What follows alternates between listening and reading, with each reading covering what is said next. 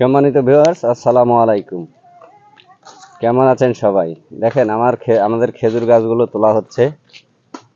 শীত চলে আসছে। আসলে সবাই জানেন যশোরের খেজুরের গুড় ঐতিহাসিক। তো কিভাবে গাছ তুলছে একটু দেখেন। খুব সুন্দর করে নিখুঁতভাবে গাছগুলো তোলা হয়।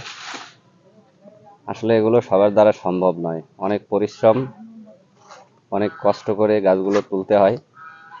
তো গাছগুলো তোলা হচ্ছে দেখেন। এই একটা এই একটা এই সিরিয়ালে সব খেজুর গাছ। দুইজন গাছই আমার এই চাচা, আমার হচ্ছে এই চাচা এখন আমাদের এই গাছগুলো তুলবে। সিরিয়ালে সব খেজুর গাছ, বাড়ির সামনেই এইগুলো হচ্ছে সিরিয়ালে খেজুর গাছ। সবগুলো হচ্ছে আজকে তোলা হবে। এই গাছগুলো এখন সব তোলা হবে, দেখতে পাচ্ছেন। ওই পাশে একজন তুলছে আর এই চাচা এদিক দিয়ে তুলবে। আসলে খেজুর গাছ তোলা খুবই কষ্টের কাজ। আজকে তোলা হবে। দেখো এইসব গাছ কোনটা মাপতে হবে, ঠিক আছে? এইসব গাছ তুলতে গেলে দাম বেশি। আচ্ছা আচ্ছা, আপনার একটু পরিশ্রম বেশি হবে, সমস্যা নেই। ওইটা দেখা যাবে। আপনি এই যে এই একটা এগুলো সব তুলে দেবেন। তারপরে ওই যে ওই কোনা একটা আছে, তারপরে বাড়ির ভিতরে আছে কয়টা, ওগুলো সব তুলে দেবেন। ঠিক আছে চাচা? তাহলে গাছ তোলা কি খুব কষ্টের কাজ?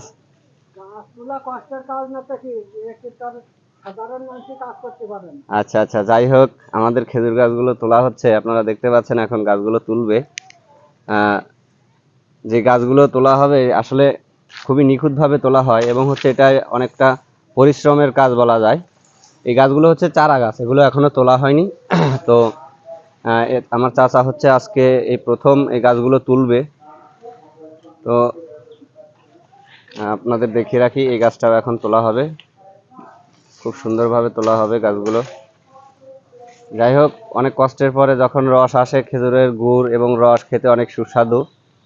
সবার দাওয়াত রইল, আপনারা সবাই খেজুরের রস বা গুড় খেতে হলে চলে আসবেন আমাদের এলাকায়।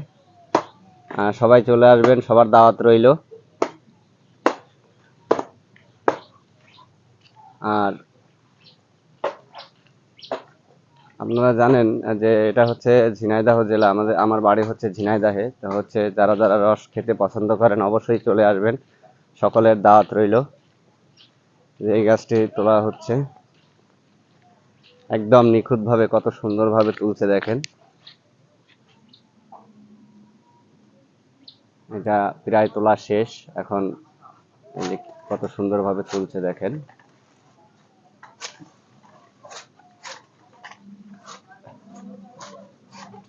তো প্রিয় দর্শক, আজকের মতো বিদায় নিলাম। ভালো থাকবেন সবাই, সবার দাওয়াত রইল, চলে আসবেন রস খেতে।